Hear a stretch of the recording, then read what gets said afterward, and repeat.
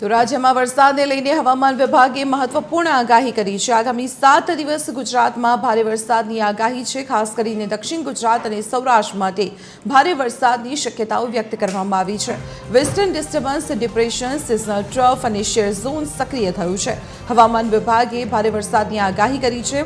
ખાસ કરીને નવસારી, વલસાડ, ડાંગ અને દમણમાં ભારે વરસાદ વરસી શકે છે। તો દાદરા નગર હવેલી અને અમરેલીમાં પણ ભારે વરસાદની શક્યતાઓ છે।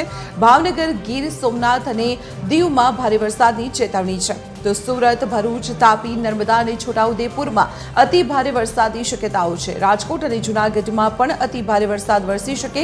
આ સમયગાળા દરમિયાન માછીમારોને દરિયો ન ખેડવા માટે સૂચના પણ આપવામાં આવી છે। 40 થી 50 કિલોમીટર પ્રતિ કલાકની ઝડપે પવન ફૂંકાવાની શક્યતા પણ વ્યક્ત કરાઈ છે।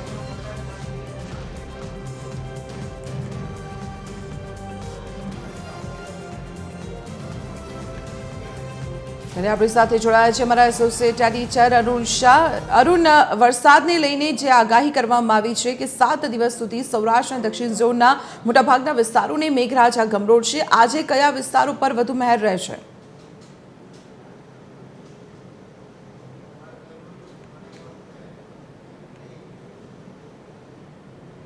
શકાય કે ચોમાસું એવું સારું એવા પ્રમાણમાં જ્યારથી પ્રારંભ થયો ચોમાસાનો ત્યારથી સારા પ્રમાણમાં અત્યાર સુધીમાં વરસાદ થયો છે।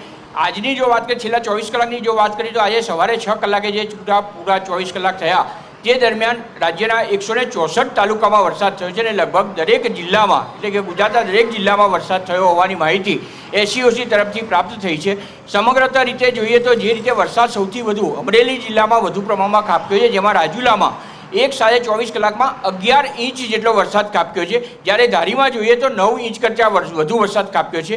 આગાહીની જે વાત કરો છો ત્યાં સુધી દીપાલી આપણે કહી શકાય કે અત્યારે જે હવામાન વિભાગ દ્વારા આગાહી કરવામાં આવી છે તેમાં સૌરાષ્ટ્ર પંથકમાં વધુ વરસાદ થશે અને આગામી સમયમાં ભારેથી અતિભારે વરસાદ થાય તેવી આગાહી સૌરાષ્ટ્રના વિસ્તારોમાં કરવામાં આવી છે। એટલું નહીં, પરંતુ હવે પછી કહી શકાય કે દક્ષિણ ગુજરાત, સૌરાષ્ટ્ર પછી હવે મધ્ય ગુજરાત અને ઉત્તર ગુજરાતનો વારો પણ આવે અને સારા પ્રમાણમાં વરસાદ થાય એવી આગાહી હવામાન વિભાગ દ્વારા આગામી દિવસોમાં ચોક્કસ રીતે સારો એવો વરસાદ થશે તેવી આગાહી હવામાન વિભાગ દ્વારા કરવામાં આવી છે।